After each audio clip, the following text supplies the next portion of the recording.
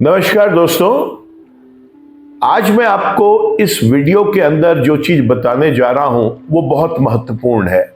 हम सब जानते हैं कि मुख्य रूप से जो ग्रह हमारे जीवन में डे टू डे एक्टिविटी में इफेक्ट करते हैं वो हमारे जन्म कुंडली के ग्रह या वर्ष कुंडली के ग्रह मुख्य रूप से होते हैं। उसके साथ साथ हमारी इस समय किस ग्रह की महादशा चल रही है, किसका अंतरदशा चल रहा है, वो ग्रह भी निर्णय लेते हैं इस बात का कि हमें इस समय रिजल्ट्स कैसे मिलेंगे। मैं अपने हर वीडियो में आपको बताता आया हूं कि इससे अलग हटके गोचर के ग्रहों का भी बहुत बड़ा महत्वपूर्ण योगदान होता है हमारे जीवन के अंदर। गोचर में जब ग्रह एक राशि से दूसरी राशि में प्रवेश करते हैं तो वो अलग अलग व्यक्तियों को उनके लग्न अनुसार भिन्न भिन्न प्रकार का प्रभाव देते हैं। उनका ये गोचर किसी के लिए शुभ और किसी के लिए अशुभ भी हो सकता है। देखिए, हम बात करेंगे शुक्र के गोचर की, जो अभी 7 नवंबर 2024 से 2 दिसंबर 2024 तक धनु राशि में शुक्र ग्रह गोचर करेंगे। इस राशि में जब शुक्र होंगे तो जाहिर सी बात है वो किसी व्यक्ति के लिए शुभ होगा और किसी के लिए अशुभ होगा। आइए जानते हैं कि आपके लगन के अनुसार शुक्र का ये गोचर आपके लिए शुभ है या अशुभ। शुभ है तो किन भावों के लिए वो शुभ है और किन चीजों के लिए आपके लिए ये टाइम बहुत बढ़िया आ गया है, और अगर ये अशुभ है तो कौन सी ऐसी जगह है जहां पर आपको सावधानी बरतनी है। ऐसा आप क्या करें जो उसकी अशुभता को हम कम कर सकें। चलिए शुरू करते हैं आज का ये वीडियो। अगर आपकी जन्म कुंडली के अंदर पहले भाव में, जिसे हम लग्न बोलते हैं, उस लग्न में अगर 1 नंबर अंकित है, वहां पर 1 नंबर लिखा हुआ है, इसका मतलब आपका लगन मेष राशि का है। यह वीडियो आपके लिए तभी मान्य है अगर आप मेष लगन के हैं, अन्यथा आप इसको स्किप करके अपने लगन वाला वीडियो देखें। शुक्र ग्रह मेष लगन के व्यक्तियों के लिए अब नवम भाव में धनु राशि में प्रवेश किए हैं और इस राशि में 2 दिसंबर तक वो अपनी एक अशुभ अवस्था में है। और नवम भाव दोस्तों हमारी जिंदगी के अंदर धर्म का भी होता है, पिता के लिए भी नवम भाव देखा जाता है और भाग्य के लिए भी नवम भाव देखा जाता है।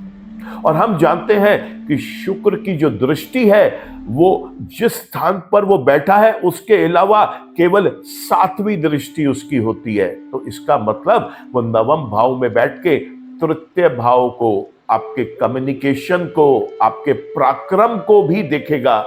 तो एक अशुभ ग्रह इस समय आपके भाग्य से भी आपको परेशान कर सकता है, आपके पिता का स्वास्थ्य भी बिगाड़ सकता है, आपकी धर्म में रुचि भी कम कर सकता है, साथ ही साथ आपके पराक्रम में भी कोई बाधा आ सकती है, मान सम्मान में हानि पहुंच सकती है।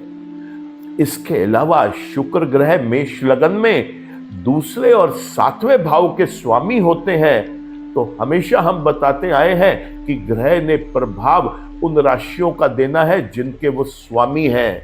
दूसरा भाव हमारी वाणी का होता है, हमारे वेल्थ का होता है, कुटुंब का, परिवार का होता है। तो शुक्र ग्रह यहाँ पर आपको धन हानि भी कर सकते हैं। शुक्र ग्रह आपके परिवार के अंदर आपके तालमेल को बिगाड़ने का भी काम कर सकते हैं। 7वां घर पार्टनरशिप्स का है, दैनिक रोजगार का है, यहां पर शुक्र ग्रह आपके लिए पत्नी के साथ या पति के साथ संबंधों में कुछ कड़वाहट ला सकते हैं, तालमेल बिगाड़ सकते हैं। अगर आप व्यापार किसी के साथ पार्टनरशिप में करते हैं तो वहां पर किसी बात पर मनमुटाव की स्थिति बनती है और आपको दैनिक रोजगार में जो अर्निंग होती है उसके अंदर प्रॉब्लम्स आ सकती हैं। ऐसे समय में आपको शुक्र ग्रह के उपाय करना अति आवश्यक है। यहां मैं बताना चाहूंगा कि अगर आपकी जन्म कुंडली में शुक्र ग्रह अच्छी अवस्था में बैठे हैं और शुभ है, लेकिन गोचर में वो अशुभ हो गए हैं, तो ऐसे में आपको बहुत ज्यादा परेशान होने की आवश्यकता नहीं है। केवल वो उस ग्रह की शुभता को ही कम करेंगे। लेकिन अगर आपके जन्म के ग्रह शुक्र ग्रह पहले ही अशुभ अवस्था में है और अब गोचर में भी वो अशुभ फल देने के लिए आ गए हैं, तब आपके लिए कठिनाइयां और बढ़ती हुई दिखाई दे रही हैं। शुक्र ग्रह के अपनी लगन कुंडली अनुसार उपाय करना आपके लिए बहुत शुभ रहेगा दोस्तों। यहां पर सरल उपाय कुछ शुक्र के आप कर सकते हैं, जिसमें लक्ष्मी मां का पूजन है, जिसमें आप दही और चावल को थोड़ी सी चीनी डालकर मिक्स कर कौवों को खिलाएं। ऐसा करना बहुत शुभ रहेगा।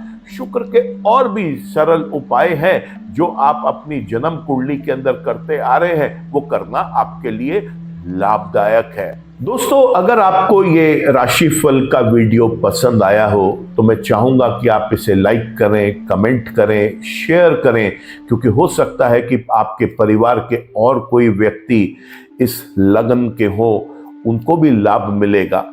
मैं उम्मीद करता हूं कि अब तक आप मेरे इस चैनल को सब्सक्राइब कर चुके होंगे। अगर किसी कारण से आपने अभी तक इसे सब्सक्राइब नहीं किया है तो मैं आपसे रिक्वेस्ट करूंगा कि आप इसे सब्सक्राइब कर लें और बेल आइकन को भी क्लिक कर लें, ताकि कोई भी नया अपडेट हमारे चैनल पे आता है उसकी इंफॉर्मेशन आपके पास पहुंचे। दोस्तों, कोई भी एक ग्रह किसी भी लगन में अलग अलग भाव में शुभ अशुभ फल देते आए हैं। जन्म कुंडली, वर्ष कुंडली और आपका गोचर, ये तीन इंपॉर्टेंट एस्पेक्ट्स हैं आपकी महादशा और अंतरदशा के एनालिसिस के साथ साथ। देखिए, अगर शुक्र आपका जन्म कुंडली का शुभ है, वर्ष कुंडली का अशुभ है, गोचर में भी अशुभ हो रहा है और साथ में उसकी अंतरदशा या महादशा भी चल रही है, तो इसको आप बिल्कुल भी हल्के में ना लें। इसके उपाय करें ताकि वो कठिनाइयों से बचा जा सके। और अगर शुक्र जन्म का ही अशुभ है और गोचर में भी फिर अशुभ अवस्था में आ गया है, तो दोस्तों ये आपके लिए बहुत सतर्क होने का समय है। आपको अपनी गोचर की राशि का जो उसका फल मिलना है वो बहुत परेशान करने वाला है। सावधान हो जाएं, ज्योतिषाचार्य से मिलें और अपने उपाय, कुंडली विशेष अनुसार उपाय आप अपनी नित्य क्रिया के अंदर करना शुरू करें। ईश्वर आपका भला करे। नमस्कार।